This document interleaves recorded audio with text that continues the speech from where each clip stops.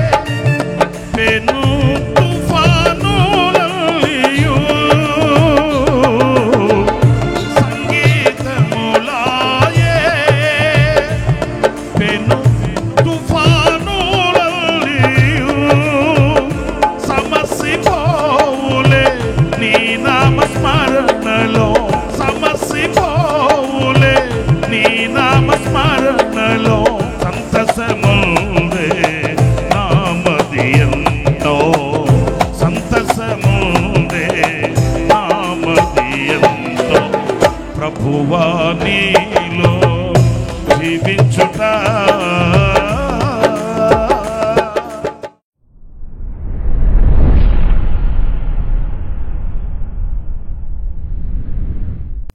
Praise the lord. ప్రభు అయిన యేసుక్రీస్తు ప్రశస్త నామములో మీ అందరికీ మా హోసన్నా మినిస్ట్రీస్ తరపున హృదయపూర్వకమైన వందనాలు తెలియపరుస్తున్నాను. ప్రభు మిమ్మల్ని ఆశీర్వదించి దీవించునుగాక. ప్రియులారా, ఈ పూట పరిశుద్ధ గ్రంథంలో నుంచి 119వ కీర్తన 19వ చరణాన్ని నేను చదువుతున్నాను. జాగ్రత్తగా ఆలకించండి. నేను భూమి మీద పరదేశినై ఉన్నాను, నీ ఆజ్ఞలను నాకు మరుగు చేయకుము. చూడండి, ఇక్కడ దైవజనుని యొక్క ఆకాంక్షని, అభిష్టాన్ని తెలియపరుస్తున్నాడు. ఆయన ఎన్నో ప్రార్థించవచ్చు, కోరుకోవచ్చు. అయితే ఇందులో వింతైన ధోరణి ఏంటంటే, నేను ఈ భూమి మీద పరదేశినై ఉన్నాను గనుక నీ ఆజ్ఞలను నాకు మరుగు చేయవద్దు.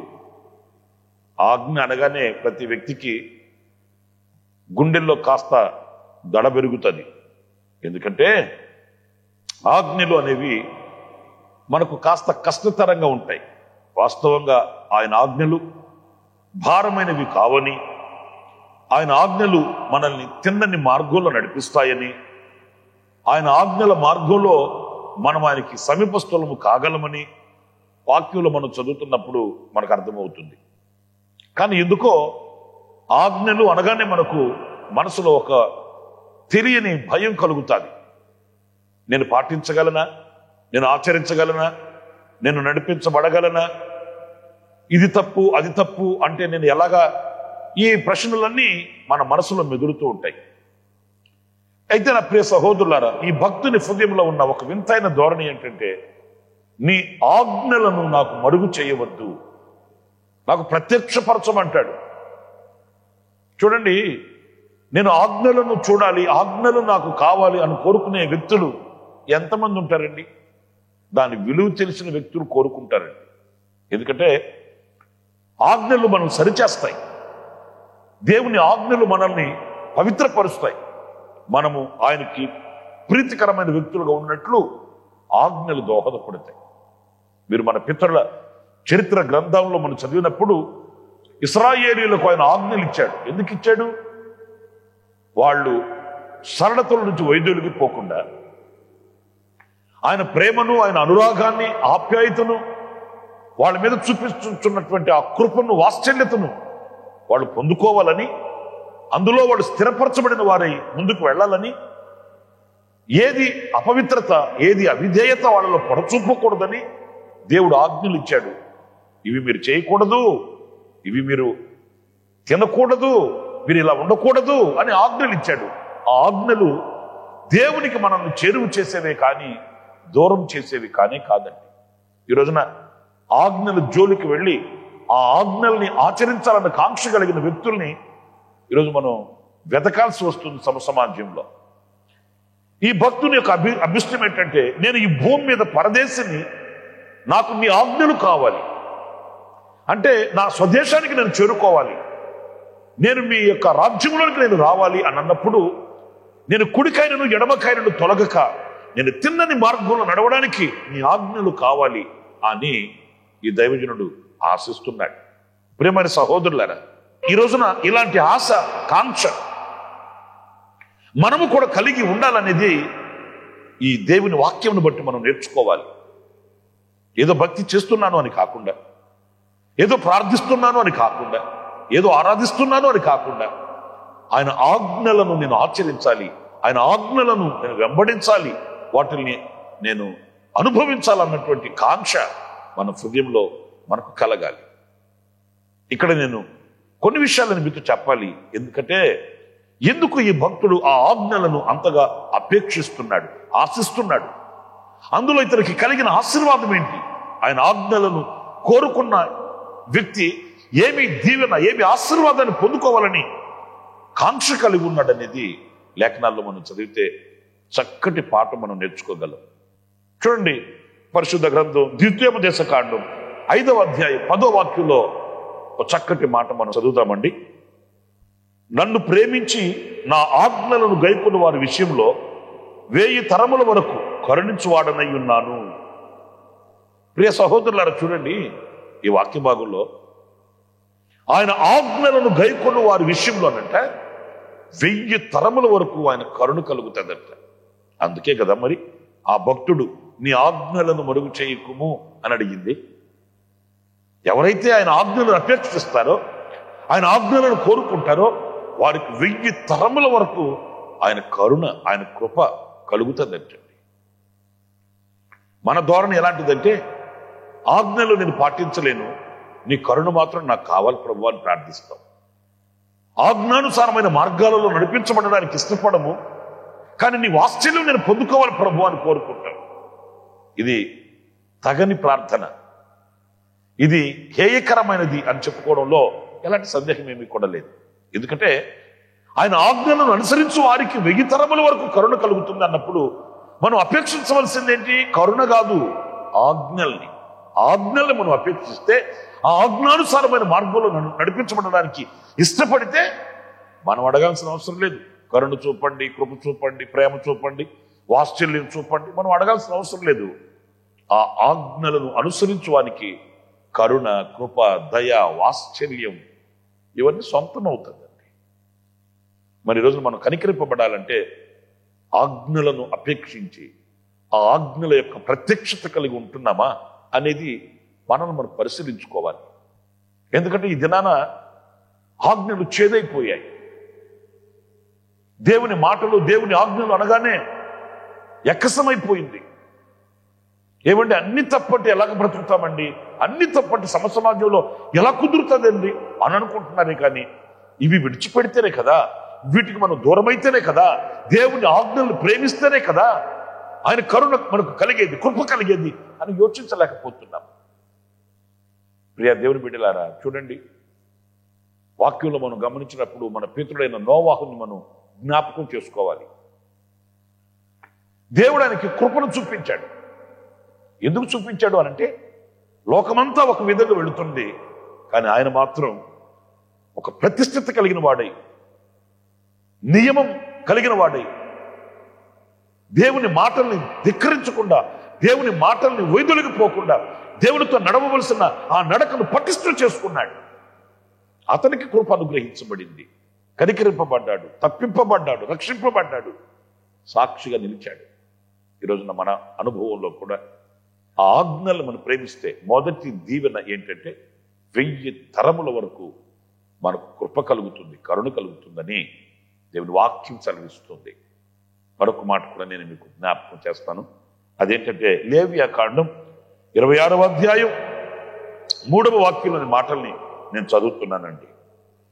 మీరు నా కట్టడలను బట్టి నడుచుకొని నా ఆజ్ఞలను ఆచరించి వాటిని అనుసరించి ప్రవర్తించిన ఎడల మీ వర్షాకాలంలో మీకు వర్షమిచ్చేదను, మీ భూమి పంటలనిచ్చును, మీ పొలముల చెట్లు ఫలించును, మీ ద్రాక్ష పండ్ల కాలం వరకు మీ నూర్పు సాగుచుండును, మీరు తృప్తిగా భుజించి దేశములో నిర్భయముగా నివసించెదరు. ప్రియులారా, చూడండి వాక్య భాగంలో ఎవరైతే ఆయన ఆజ్ఞలను అనుసరించి నడుస్తారో, ఎవరైతే ఆయన ఆజ్ఞలను ప్రేమిస్తారో వారికట ఈ వాక్యంలో రాయబడిన మాటలు శ్రేష్టమైన మాటలండి. మీ వర్షాకాలంలో మీకు వర్షం ఇచ్చేదను. వర్షం తగు కాలంలో ఉన్నప్పుడు దేశం, రాష్ట్రం, ప్రాంతం ఫలభరితంగా ఉంటుంది, శ్రేయస్కరంగా ఉంటుంది, ఎంతో మహిమకరంగా ఉంటుంది. ఆకలి చావులు చావవలసిన అవసరం లేదు. కరువు ఎంత మాత్రం కనిపించదు, సమృద్ధి కనబడుతుంది. ఎందుకని? తగు కాలం ముందు వర్షాలు పడుతున్నాయి కనుక నీటి సదుపాయం కలిగిన ప్రతి ప్రాంతం ఫలభరితంగా పండుతుంది కనుక కరువుకి అక్కడ తావుండదండి. ప్రజలు సుభిక్షత బ్రతకగలుగుతారు. చూడండి, ఆజ్ఞలు అనేవి మనం ఏదో సులువుగా తీసేస్తాం. ఆ ఆజ్ఞల్ని పాటిస్తే కలిగి దీవెన, దేవుని యొద్ద నుంచి వచ్చే ఆ వర్షం, దీవెనకరమగు వర్షం మనకు ఎప్పుడు కూడా దూరం కాదు. తగు కాలమందు వర్షింపబడుతుందంట, భూమి పంటలను ఇస్తుందంట, చెట్లు ఫలములు ఇస్తాయట, ద్రాక్ష పండ్ల కాలం వరకు నూర్పు సాగుతుంటుందంట, తృప్తిగా భుజించి దేశంలో నిర్భయముగా జీవిస్తారు. ఈరోజు మనకు కావలసిన దీవెన కూడా ఇదే కదండి. ఒకవైపు చూస్తే యుద్ధాలు, మరొక వైపు చూస్తే కరువు, మరొక వైపున శత్రు సమూహాలు, ఇవన్నీ మనం వింటున్నప్పుడు, ప్రకృతి వైపరీత్యాలు ఇవన్నీ మనం వింటున్నప్పుడు కాస్త మనకు హృదయంలో ఆందోళన కలుగుతుంది. ఏం జరుగుతుంది, ఎటు వెళుతుంది, ఏం రాబోతుంది, మన పరిస్థితి ఎలా మార్చబడబోతుంది అనే ఆందోళన మనకు కలుగుతుంది. యుద్ధ సమాచారాలు వింటున్నప్పుడు, ప్రజల యొక్క కాఠిన్యత మనం చూస్తున్నప్పుడు, ప్రజలలో ఉన్నటువంటి రాక్షసత్వాన్ని మనం గమనిస్తున్నప్పుడు, ఇవన్నీ మనకు వేదనని, ఆలోచనను కలిగించేవే. అయితే నా ప్రియ సహోదరులారా, మనము ఆయన ఆజ్ఞలను పాటించిన వారమైతే మన దేశంలో మనం నిర్భయముగా జీవింపనిస్తాడంట. మన దేశంలో మనం నిర్భయముగా జీవించగలమట. మనం తృప్తిగా భుజించి ఆశీర్వాదకరంగా ఉండగలము అనేది ఇదిగో వాక్యం చెప్తున్న సత్యం. మరి ఈ రోజున ఆ ఆజ్ఞలను అనుసరించి పాటించి ఈ దివ్యమైన దీవెనలు, ఆశీర్వాదాలు పొందుకుందామా? లేకపోతే ఈ ఆజ్ఞలు భారంగా ఉన్నాయి, ఈ దైవ ప్రణాళిక నేను నెరవేర్చలేను, దైవ చిత్తానికి నేను లోబడలేను, ఇంత ఖచ్చితంగా కఠోరంగా బ్రతకలేను, నేను విచ్చలవిడిగా తిరుగుతాను, విచ్చలవిడిగా బ్రతుకుతాను అని ఆశించి కరువుని, కష్టాన్ని, నష్టాన్ని, వ్యాధిని, బాధని సొంతం చేసుకుందామా? ప్రేమని సహోదరులారా, ఆయన గుప్పిలు విప్పకపోతే మనం ఏ క్షణం కూడా సమృద్ధిని అనుభవించలేము. ఆయన కృప మనకు దూరం అయితే ఏ క్షణం కూడా మనం ఆశీర్వాదకరంగా నిలవలేమనే విషయాన్ని మనం గుర్తించి ఆయన ఆజ్ఞలను ప్రేమించి ఈ దివ్యమైన దీవెనలు పొందుకోవడానికి మనం తీర్మానం చేసుకోవాలి. మరొక విషయాన్ని కూడా నేను మీకు జ్ఞాపకం చేస్తాను. అది ద్వితీయోపదేశకాండం 4వ అధ్యాయం 40వ వాక్యం.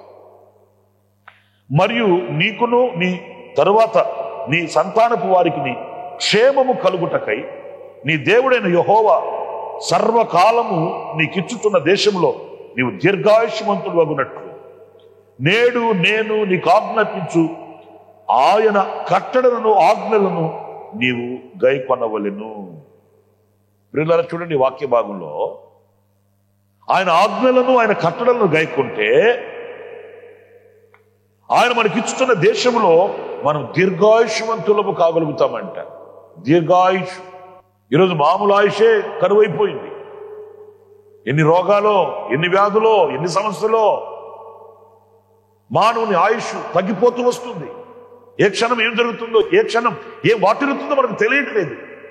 గుండె గుప్పిట్లో పెట్టుకున్న గడగడగడ వణికిపోతున్నాం. ఎందుకంటే ఏదో తెలియని కొత్త వ్యాధులు కనబడుతున్నాయి, కొత్త జబ్బులు ఈరోజున అలుముకుంటున్నాయి.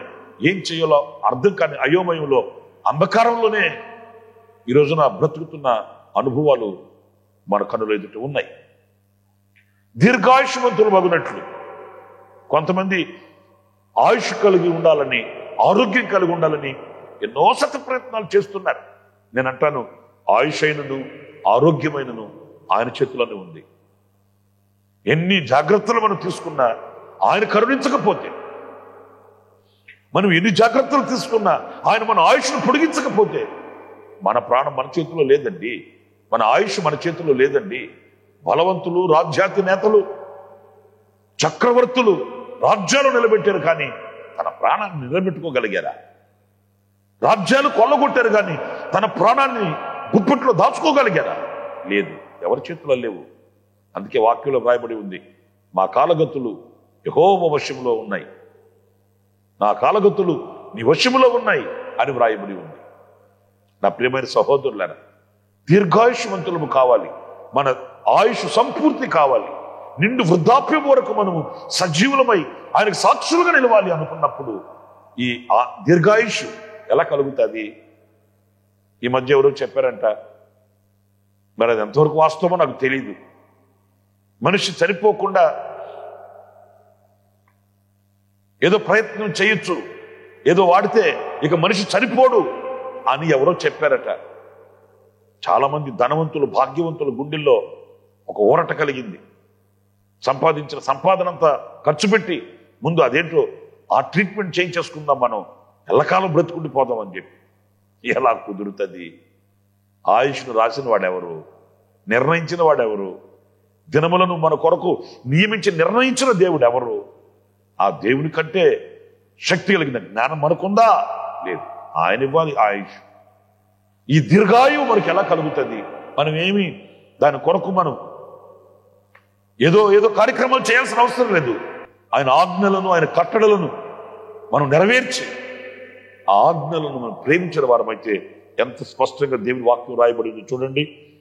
నీకును నీ తర్వాత నీ సంతానపు వారికి క్షేమము కలుగుటకై నీ దేవుడైన యెహోవా సర్వకాలము నీకు ఇచ్చుతున్న దేశంలో నీకు నీ సంతతికి క్షేమము కలుగుటకై.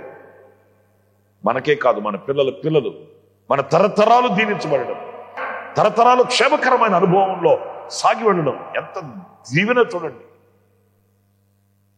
కాస్త చేదుగా ఉన్న ఆ ఆజ్ఞలను పాటిస్తే, వాటికి మనము అలవర్చబడిన వారమైతే, ఆచరించగలిగిన వారమైతే, వీళ్ళారా అందులో దాచబడి ఉన్న శ్రేష్టమైన ఆశీర్వాదం మనము, మన సంతతి, మనము, మన తరువాత మన తరము వారు దీవెనకరంగాను క్షేమకరంగాను ఉంటారంట.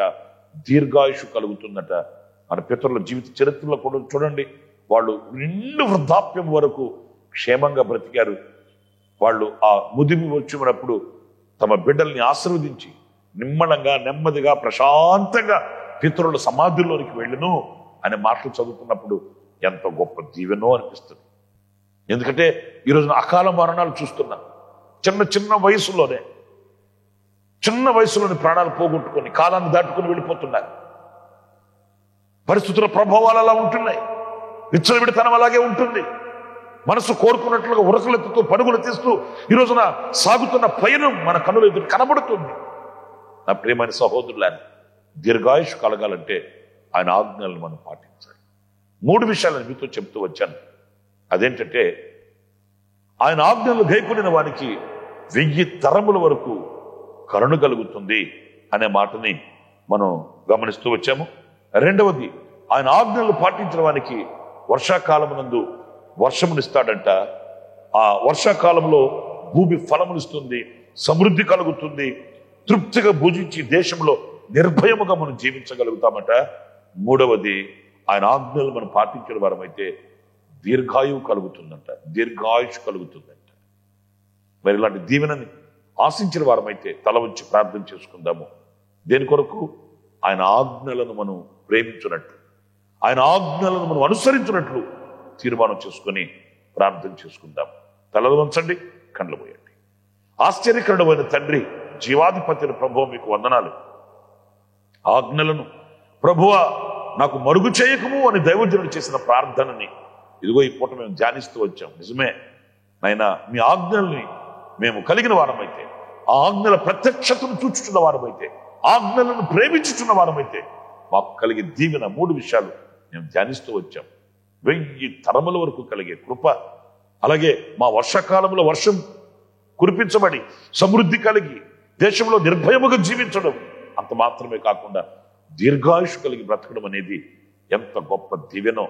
కనుక ఆజ్ఞలను మేము విస్మరించకుండా, నైనా విసుగు చెందకుండా ఆజ్ఞల్ని శిరస వహించి మనసారా నెరవేర్చడానికి కావలసిన ఓర్పును, నేర్పును, సహనాన్ని మీరు మాకు అనుగ్రహించి మా చేతిని పట్టుకుని నడిపించమని మమ్మల్ని ఒక్కొక్కరిని మీ చేతులు సమర్పించుకుంటూ యేసు నామములో ప్రార్థన చేసి వేడుకొనుచున్నాను తండ్రి. ఆమేన్. ఆమేన్. ఆమేన్. ప్రభు మిమ్మల్ని ఆశీర్వదించి దీవించునుగాక. ఈ దినమంతా విశేషమైన కృప నా దేవుడు మీకు అనుగ్రహించునుగాక. ఆమేన్. ప్రతిదినము ఈ అనుదిన కృపాను సందేశముల కొరకు, ఇంకా మరిన్ని ఆత్మ సంబంధమైన సందేశాల కొరకు ఈ మా యూట్యూబ్ ఛానల్ ను సబ్స్క్రైబ్ చేసుకోండి. Pastor Ramesh, hosanna ministries.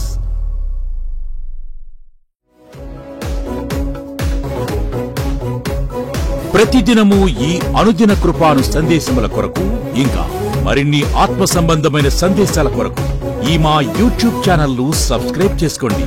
Pastor Ramesh, hosanna ministry.